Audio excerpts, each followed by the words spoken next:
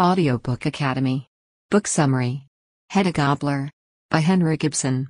To demonstrate how the tale can take place in a confined space and time, the play Hedda Gabler by Henrik Ibsen is often cited as an example. The novel's protagonist bears a striking resemblance to the title. The story revolves around the sad life of Hedda Gabler, who schemes and manipulates the lives of others out of her own dissatisfaction with losing her aristocratic privileges after marrying into a bourgeois household. It's not only that Hedda Gabler took her own life, it's that she couldn't adapt to a new way of life without becoming depressed and blaming others for her misery. Because she sees all lives as unpleasant and unsatisfying, she advises Loveborg to have a pleasant death. When Smin refers to her and her husband as us and we, she tells him not to, despite the fact that they are married. Hedda becomes pregnant as well, but she chooses to ignore it in favor of reveling in Smin's efforts to meet her every want. Also, she manipulates her spouse by using her pregnancy as a weapon. Aristocratic aesthetic of beauty and money, rather than morality, is how Hedda sees life. Because she is so beautiful, she takes full advantage of the fact that all the men find her attractive. His shortcomings aside, he wants to be her best friend. She wants her genuine love, but Hedda thinks she's better than her, therefore she won't give it to her. Since she's so popular with males, she has the ability to manipulate other characters for her personal amusement because she has so much social influence. We can assume that she wielded so much power over everyone that her suicide resulted in everyone's demise. There are two rooms where the story takes place, Smin's living room and a smaller room next door. Smin and Hedda, newlyweds who returned from a 6-month honeymoon, are here to greet you. Aristocratic in origin, Hedda enjoys the finer things in life. We learn that Hedda is pregnant at the beginning of the story. Ulla, Smin's aunt, visits at the opening of the first act. The two of them were close enough that she was able to provide for Smin's education and financial needs. When Smin advised her to be more etiquette-conscious with Ulla, Hedda didn't seem to notice. Mrs. Elvsted arrived with word that Smin's academic rival, Loveborg, would be returning to town. If you trust Elvsted's claim that Loveborg has given up drinking, you'd be correct. However, even she doesn't believe that. In order for Hedda to convince Elvsted to tell her the truth about Loveborg, she forces Smin out of the room and orders him to leave. That she visited him without her husband's knowledge since he still thinks Loveborg is a drinker is explained to Hedda. She is worried about Loveborg's old behaviors returning. Afterwards, Mrs. Elvsted made her way out the door. Loveborg's alleged achievement and a job offer at the institution that Smin also desired were brought by Judge Brack. Smin confessed in Hedda that if Brack didn't get the job, they'd figure out a way to save money. Brack returned to find Hedda playing with guns out of boredom in the second act. As a result of their discussions, they decide that they should be excellent friends. In a conversation with Brack, Hedda revealed that she had been bored on her honeymoon and didn't particularly enjoy the home that Smin had purchased for her. When Smin returned a little while later, the topic of conversation shifted to Brack's upcoming bachelor celebration. While Smin and Brack were enjoying a drink together, Loveborg appeared and struck up a conversation with Hedda. In the presence of Mrs. Elvsted once more, Loveborg was reminded by Hedda to speak with her because she is concerned that he may relapse into drinking. Smin and Brack are having a bachelor party, and Loveborg joins them for a few drinks after hearing about it. Loveborg pledges to return in a few hours and walk Mrs. Elvsted back to her house, but Mrs. Elvsted is angry and feels guilty. Early in the morning, the third act begins. Hedda napped on the couch as Mrs. Elvsted waited for Loveborg in the living room. Hedda was informed by Smin that he has Loveborg's literary work, which he dropped on his way home inebriated, in his possession. His aunt Rena was dying, so he decided to give it back to him, but he had to go to his aunt's house to see her. Smin departed just before Loveborg got into problems and was detained, and when Brack returned, he informed Hedda that he had been arrested as well. Loveborg appeared after Brack had departed.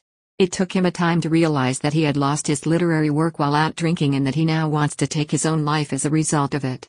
Hedda found him in the living room. In any case, Hedda didn't indicate that his work was on display in her own residence. To make matters worse, she gave him one of the firearms instead of telling the truth. Hedda dubbed his work Elvsted's and Loveborg's kid when he left, and she was enraged with both of them. Aunt Ulla's appearance in Smin's living room marked the beginning of Act 4. Everyone wore black.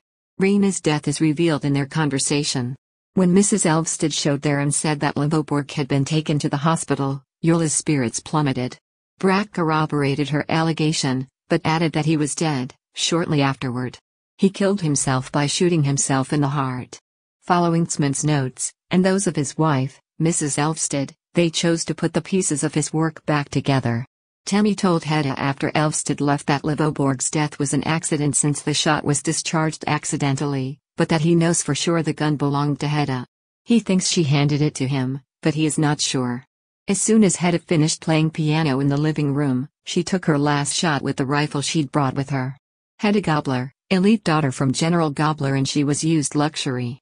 In spite of the society's high expectations for her husband Smin's career as an academic, he lacked the financial resources to afford the extravagant lifestyle that she had become accustomed to. When she was younger and more naive, she was a cruel, selfish, and manipulative lady. Jürgen Smin, a nice, polite man ready to do anything to please his wife. In the play, he appears naive and a little silly since he is so enamored with her that he doesn't understand that she is manipulative. To compete with his former opponent, Levoborg, for a position as an academic professor, he applied to several universities. The fact that Levoborg has ruined himself with booze and that he can easily get the job makes him delighted. His Aunt Eula was the one who reared him. Eula Smin, or Aunt Eula, is an elderly, kind woman with a high degree of compassion because of which she is always trying to help everyone around her. Having raised Smin after the death of his parents, she was convinced that having a kid with Hedda would be the best thing for the two of them, but Hedda doesn't appear interested in being a mother. It's hard for Eula to get along with her because of her coldness, but they can't seem to agree on anything to talk about. Eula had another aunt named Rena, but she was ill and eventually died, which was very upsetting to Eula, who was heartbroken by her death. Judge Brack, he is on a relatively low position in court but likes to show off his title. As a friend of Smin's family, he often pays a visit. As a result of his extensive social network, he's always up to date on the latest rumors, which is why he tells Smin how much of a chance he has of landing the job.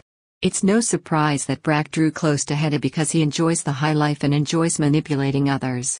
Despite his loudmouth and cynicism, he will stop at nothing to see that his selfish ambitions come to fruition.